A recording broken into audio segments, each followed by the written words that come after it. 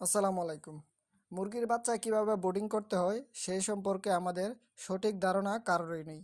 আমাদের এখানে অ্যান্ড্রোবেট, যেটা অ্যান্টিবায়োটিক মুরগির নাভি শুকাতে কাজ করে, মক্সিসিলিন বেট এটার সাপোর্ট হিসেবে কাজ করে, লাইসোবিট বাচ্চা নামানোর পরে এবং প্রত্যেক দিন সকালে দিতে হয়, AD3 দিতে হয়, থায়াবিন মুরগির ভিটামিনের কাজ করে, বিটা সি দুপুরে দেওয়া লাগে, ডিহাইড্রেশনের কাজ করে, 2+ গ্যাসের কাজ করে, রেনা পিএইচ পানির পিএইচ মাত্রা ঠিক রাখে।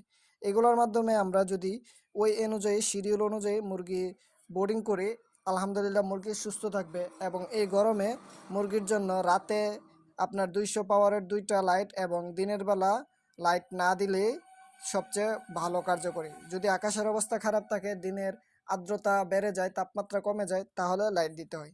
তো কিছু কিছু জিনিস আছে যেগুলো আমাদের জানতে হবে। তো আপনারা যারা এগুলোর সাথে সঞ্জয় আছেন এবং কোনো কিছু অজানা আছেন, আমাকে ইনবক্স করেন, জানতে